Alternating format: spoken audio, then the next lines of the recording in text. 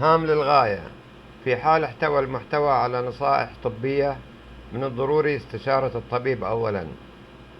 If this article contains medical or health advices, please consult doctor first. Thank you. بسم الله الرحمن الرحيم. الحمد لله رب العالمين وبه نستعين، والصلاة والسلام على سيد المرسلين محمد وعلى آله وصحبه أجمعين.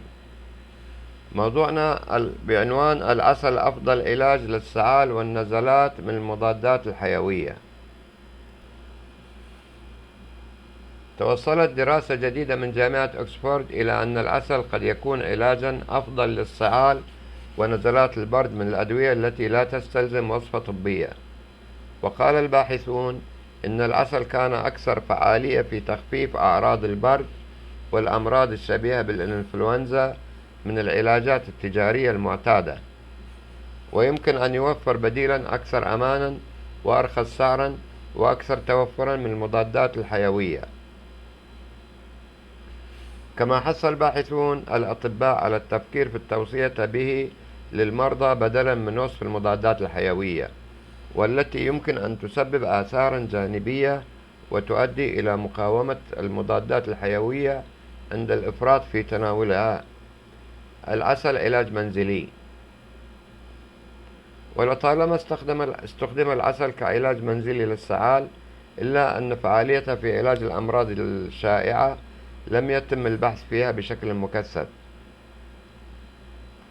وقام أطباء من كلية الطب بجامعة أكسفورد وقسم نوفيلد لعلوم الرعاية الصحية الأولية بتحليل الأدلة الموجودة لتحديد كيفية استجابة أعراض عدوى الجهاز التنفسي العلوي للعسل.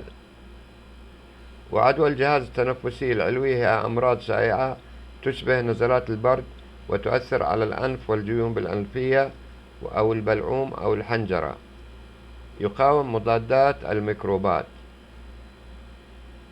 وأشار الأطباء إلى أن العسل يوفر بديلا متاحا على نطاق واسع ورخيص للمضادات الحيوية، ويمكن أن يساعد العسل في الجهود المبذولة لإبطاء انتشار مقاومة مضادات الميكروبات.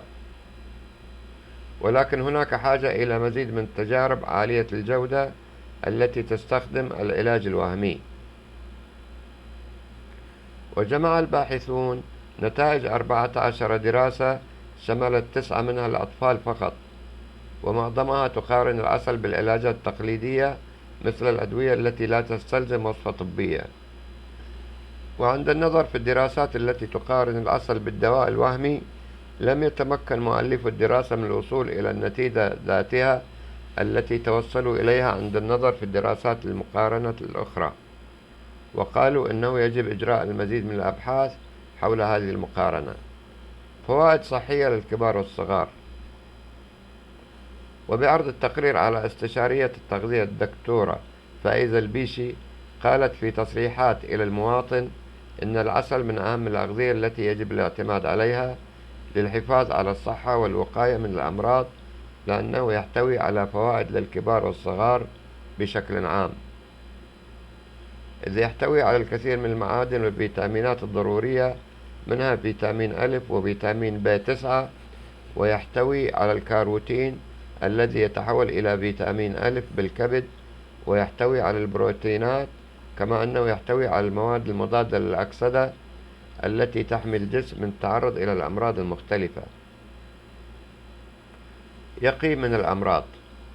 ولفتت الدكتورة البيشي إلى أن العسل يساعد على علاج المشكلات التي تصيب الجهاز الهضمي، ويقي من الإصابة بقرحة المعدة والتخلص من حالات الإسهال، والتقليل من الآلام التي تصيب المعدة، والتخلص من الوزن الزائد، وإعطاء إلى الجسم الطاقة اللازمة لأداء الأعمال اليومية بكفاءة، كما يساعد على الوقاية من ارتجاع حمض المعدة، وهذا لأنه يعمل على تبطين جدار المعدة وحمايته من الالتهابات والحرقان الذي يصيب المعدة.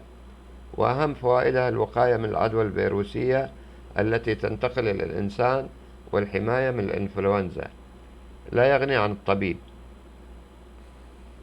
وأكدت الدكتورة أنه في حال الشعور بمضاعفات متعبة في الإنفلونزا أو التهابات الحلق أو نزلات البرد، فإن تناول العسل لا يكفي ولا يغني عن التوجه للطبيب، إذ قد يصف الطبيب المعالج بعض الأدوية غير المضادات الحيوية ومنها شراب يحتوي على العسل والزعتر واللبلاب لفوائدهما في تطهير الصدر والحلق. والسلام عليكم ورحمة الله وبركاته.